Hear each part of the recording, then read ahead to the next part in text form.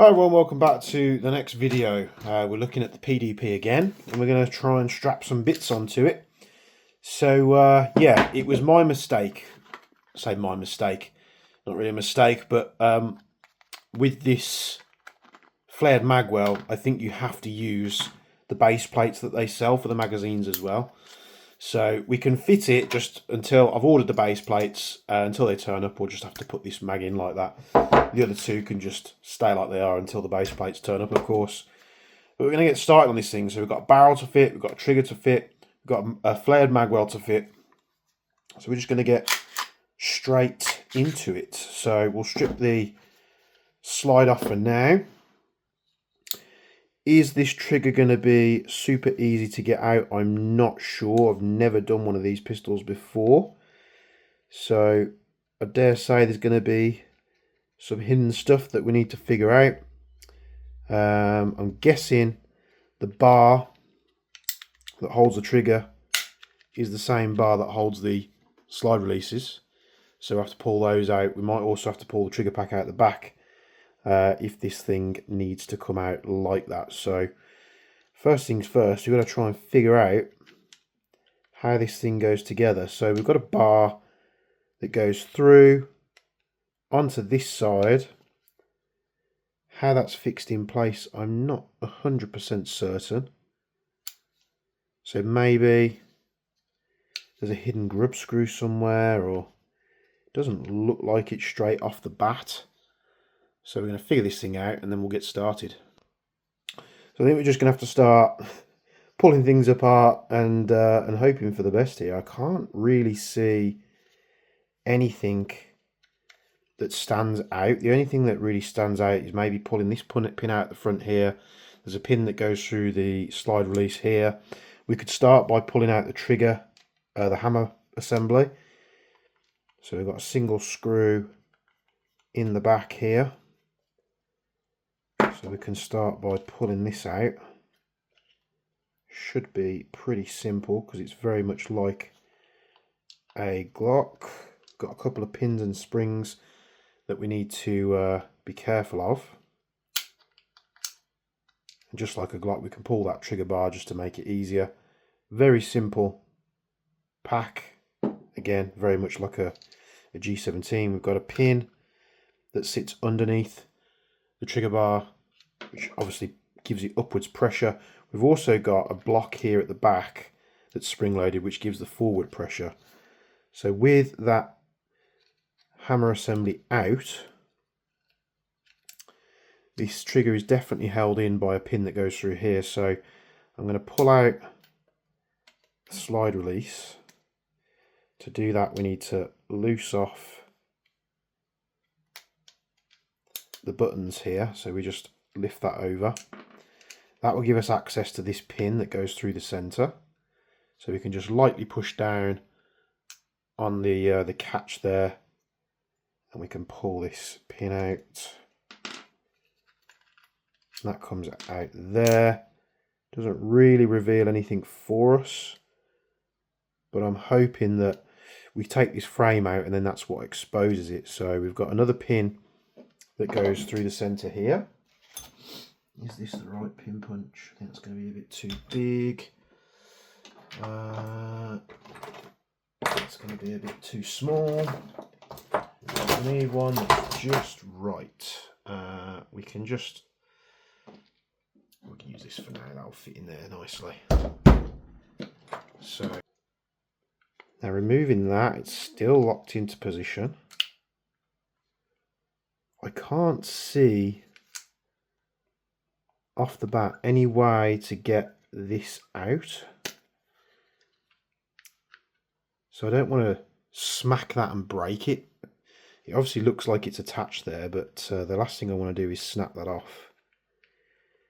I've got a spring holding that side, which is an easy thing to push out the way if needed. Did we just give it a tap and see what happens? Let's give it a little love tap and see. That's going to be too big. Too big. and see if it budges. Looks like it is pushing that out. So it looks like we're on the right path here. There we go. So that must just be like a push fit.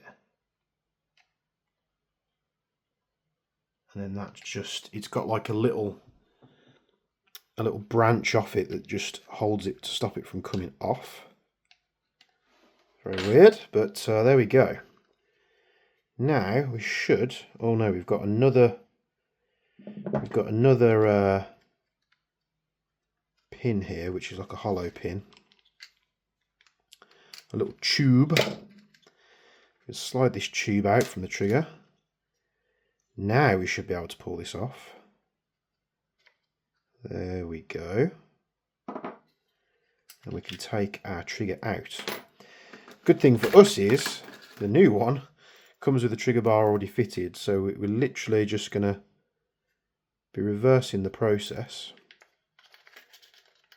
Drop the new trigger in. I wish it came adjustable, but it doesn't. Pop the housing on. We'll take our tube, put that in first, situate that into position, take that side of the slide release, put it on there, take this side of the slide release. I think it's literally just like that. It didn't take much pressure at all. What we should have done before doing that is, might be easier actually if we just lever it off rather than smacking it. Can we? There we go. Let's lift up that spring first so we're not overstretching the spring. Push that back into place. Now when I bought this, I bought it from ProAct and they said that all these parts were meant to be steel, but that's very much not the case. So I think they either sent me the wrong one or there's a bit of fibbing going on. Anywho, we'll look past that. Let's pop this little pin and spring in, which the trigger bar sits on, like that. And then before I put the rest of the front on, what I'm going to do is I'm going to get this hammer assembly into place with the trigger bar. Make sure we line the pins up on the one side, and we should be able to seat it like so. Make sure it's where it needs to be. Take the screw, secure that back down. Before we go 100% of the way, just make sure everything's in its place before we torque it down and break something. You won't have to go mad with this, just nip it up. And there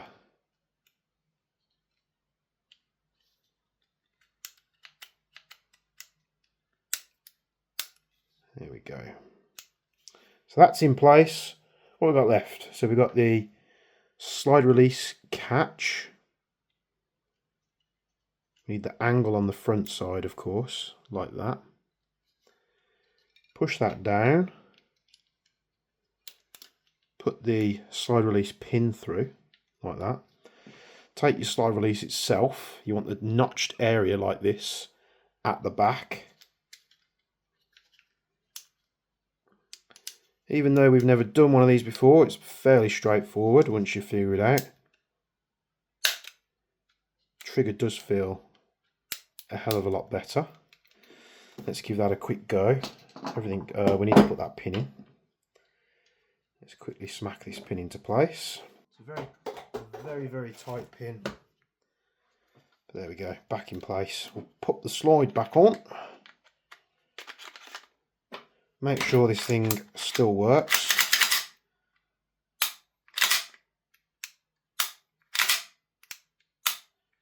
The new trigger does catch it a little bit. Let's give it a quick dry fire. Feels nice and comfy, that's alright. Looks a lot better as well. Looks fast with the red. The take up and the brake feels much better. It's just the reset. It feels like really notchy. See that? So we'll just have to work that in just to free up anything that's catching. Yeah, there we go. Rightio. They might not have put an adjustment screw on that because it's right on the brake anyway. If you adjusted it anymore, it probably wouldn't reset. That's probably why they've done that. Right, next fancy part. The Magwell is actually going to be pretty damn easy. So we'll quickly do that. We take a 1.5mm Allen key, remove the screw on the back of there. This part's got to have to go up in here. So basically you just slip that little catch under the pin, the grip pin. So this rear grip is removable. We didn't get any different sizes like the VP9 in the box. And then we just take the Magwell, slip it on the front there.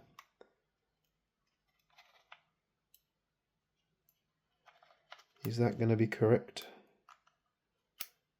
Doesn't look like it wants to get seated. Does it have to go the other way around? It might have to go the opposite way around.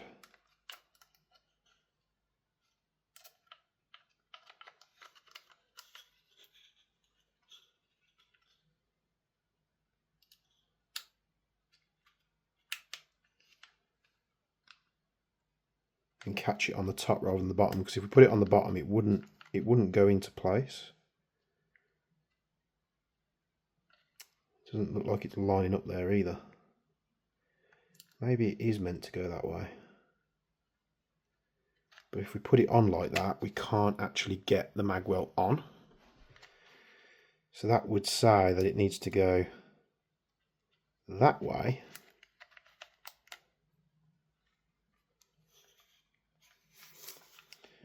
And just try and press it into place there, get the screw. Maybe this is how it goes. I'm guessing it goes under the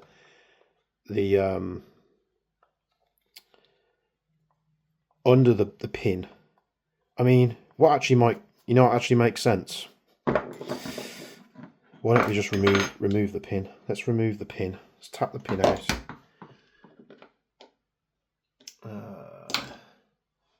What did I do with that pin punch? I think I dropped it on the floor. It's gone into the ether. Right, we'll use this one.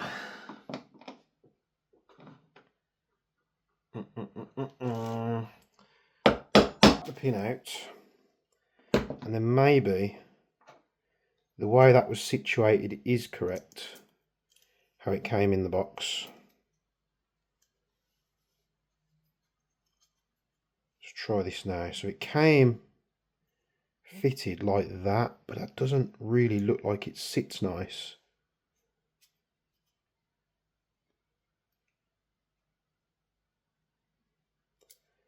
At all.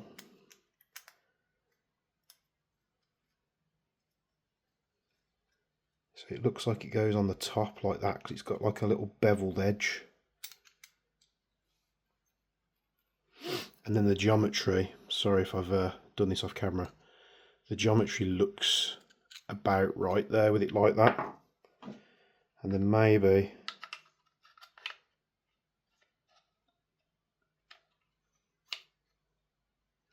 we still can't do that.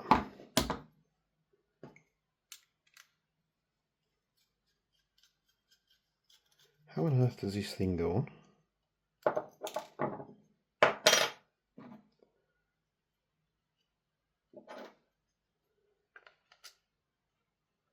So we put it on like that first. Take the screw.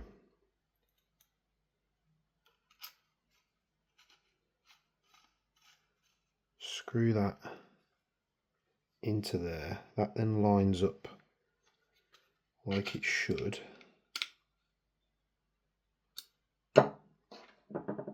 Maybe you don't have to take this pin out, maybe I am being a bit of a dumbass, but this part looked fairly simple when I took it out of the package, but it just didn't want to sit right until we did that. Maybe it would have if we'd have like forced it in properly, but I'd rather err on the side of caution. But that's on there. So you might have to take this pin out, you might just have to put that block in, but for some reason on mine, it didn't want to sit properly. Could just be cag-handed. And then when we've got the proper base plates, they should hopefully fit in there just fine. You know, so if they don't, they don't, but there we have it. The mags go in now. The grip feels so much better with this extended Magwell on there. Right, which leaves us to the home stretch. Now, first of all, we're going to take this barrel apart. Just going to part this slightly so we can pull the hopper in a barrel out. And then we have our Gunday one, which the one on my Marui Gen 5, G17 Gen 5 was okay. The one on the Marui G17 Gen 4 was not okay. It's binding up and all sorts. So we'll put this one on here and hope for the best. It doesn't actually want to go on. Do we need that spacer with this? Oh, chucking barrels around now. It would seem so. So put the barrel on, line everything up, push it home. It goes on, but it's very, very tight. And then it doesn't move. Maybe that's the case. So we take that sticker off there and it says true. Maybe that's just how it's meant to be. We can try it and see if it works. Not overall impressed with their quality control at the moment, because it seems like it's either it goes straight on like the Gen 5 or it causes you an issue. Like we're having now.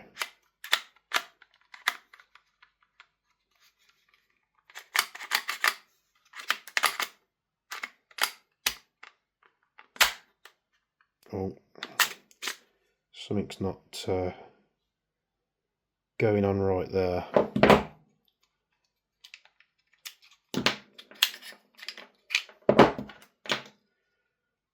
Let's take this back off. Let's see what the fitment like was on the original barrel. So on the original barrel, it goes in and it just sits in place like that. Happy days. On the aftermarket barrel, doesn't quite want to do that.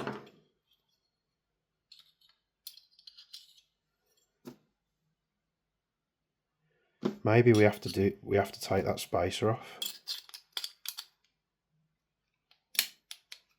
Yeah, I think we do. So the spacer's just obviously getting in the way. We'll try this, see if this works. Hopefully it does. There we go. Will you go straight on now? Yeah, there we go. So we've got our nice barrel. We then take our compensator.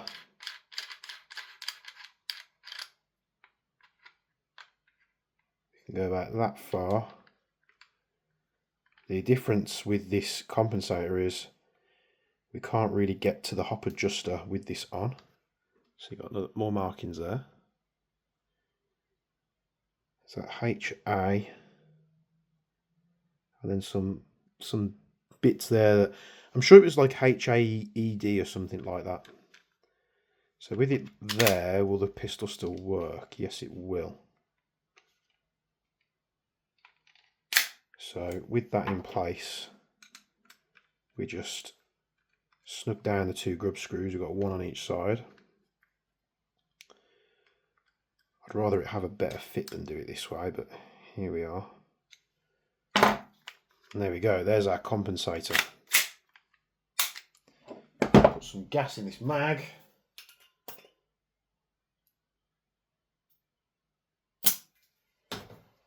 Just do a quick function check.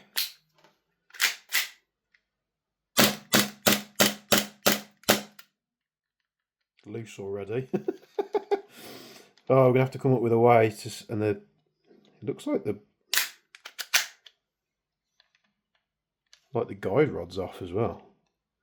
Look, it's kinked the guide rod off to one side. It's weird. Yeah, that's completely come loose. See, they've got the sections where the grub screws should go. So if we do like an eyeball measurement here. So we're going to spin this on.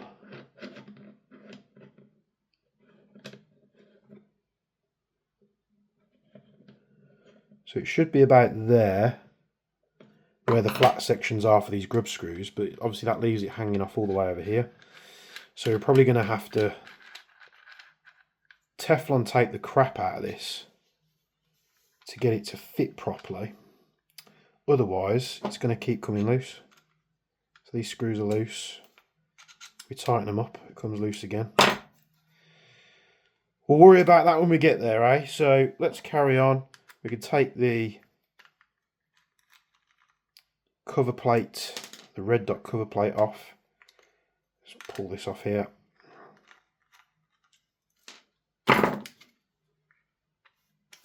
There we go. I will have to come in and look at the and modify this bridge here to make sure it doesn't damage our nozzle. We've got a bunch of RMR plates here, or red dot plates. That one's over 6, 4, 3 and 2. Does it tell us what they're for? Let's have a quick gander.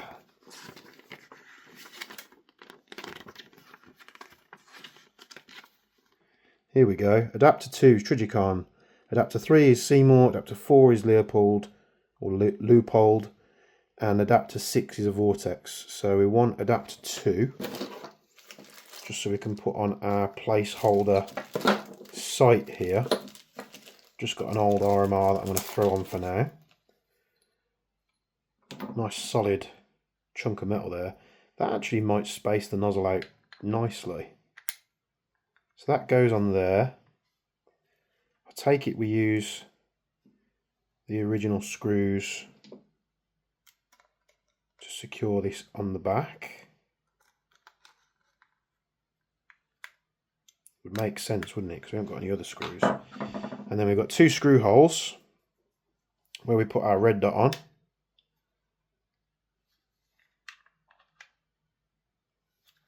Lines up, it doesn't quite line up right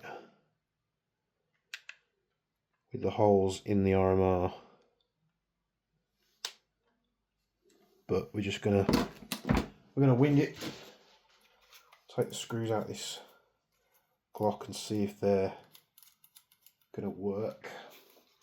This video is probably much longer than I intended it to be, but here we are. Put our red dot on there. These screws aren't going to be long enough. Great. So we have to find some screws that are long enough.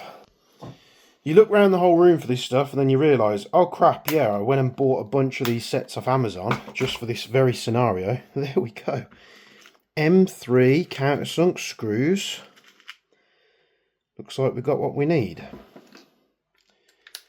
So, are these going to be too long? Yes. So go down a size. That's going to be okay. Wicked. Are these the right thread? They should be M3 screws, no? Why would they be anything else?